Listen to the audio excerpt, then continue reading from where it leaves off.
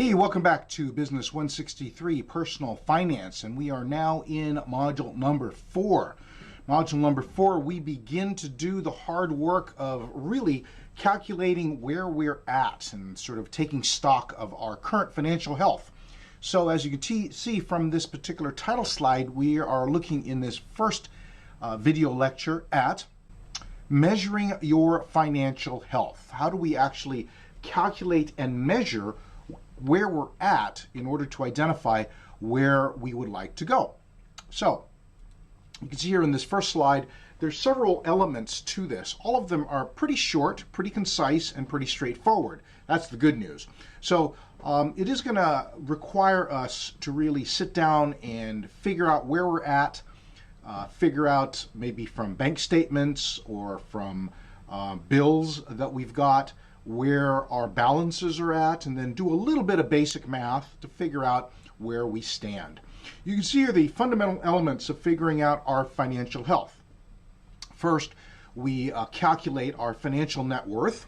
Then we take a quick look at our credit, both our credit score and our credit history. We'll explain in this module what the difference is between those two things and why that's important.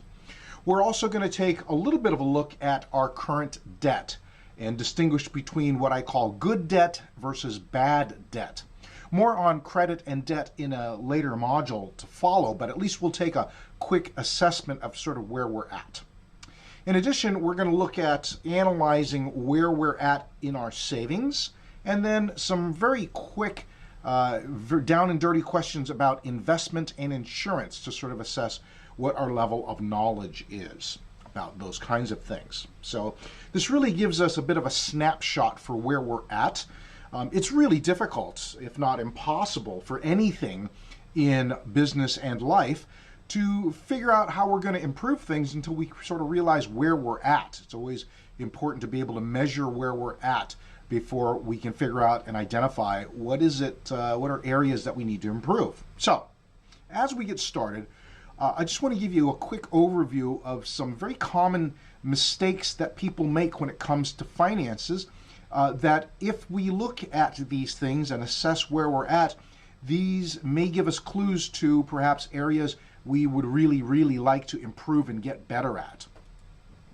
What are some common mistakes that people make? Well, as we've mentioned and hinted at and mentioned explicitly in the first 3 modules in this class, one of the common mistakes people make about personal finance is they simply don't plan. They have no goals, they don't know where they'd like to be in the future, and so they're sort of flying by the seat of their pants without a real long-term plan or a set of goals for where they would like to go. As a result, one of the things that can very quickly happen if you don't have a plan and you don't have articulated goals is overspending. How would you know you're overspending unless you have some way to assess and measure that, right?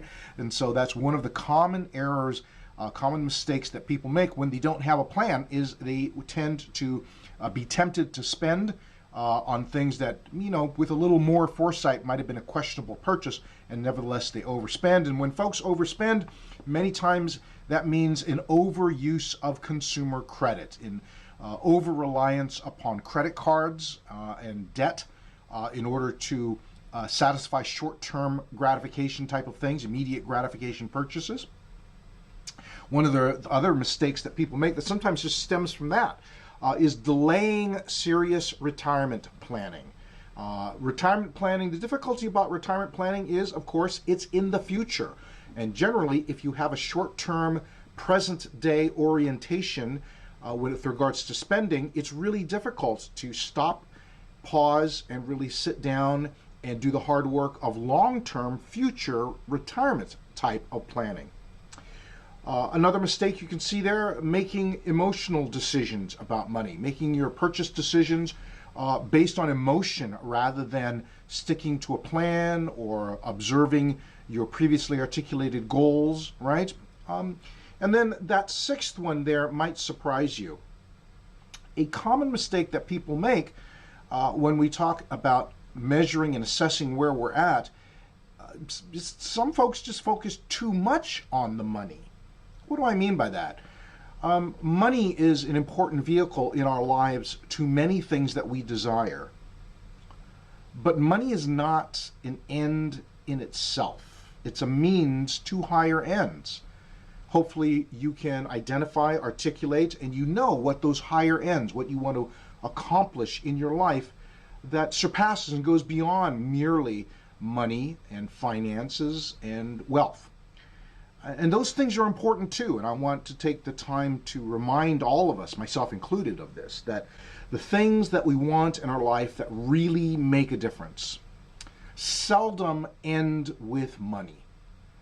My wife, for many years, for instance, worked at a skilled nursing facility, a place where elderly people check in, and quite frankly, they rarely check out, if you know what I mean, right? It's a place that people spend their final days.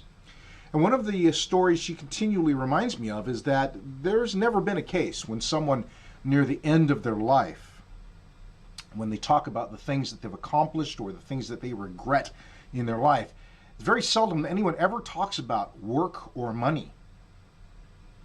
No, it's really about their life, their relationships, the things they felt they were able to accomplish, or the things that are still undone, relationships that are solid and people who love them, or perhaps relationships that are estranged that they regret not repairing.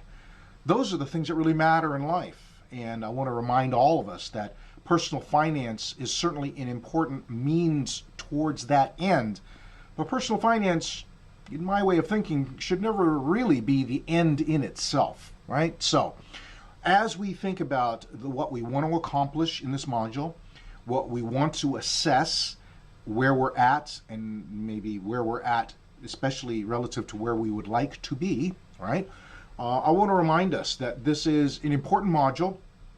I know that for some of us, we may be sort of holding our breath saying, man, I don't know if I really am looking forward to measuring where I'm at. I get that, I really do. And yet keep in mind that there are things that you want to accomplish in your life, perhaps things that you've done a good job at, that have nothing to do with money, right? And are more important at the end of the day than simply the state of where our finances are at. All right, so welcome to module number 4. And as you'll see in the next coming videos, we'll talk about each one of these important components and how we go about assessing and measuring our financial health. Welcome to module 4. We'll see you in the next video.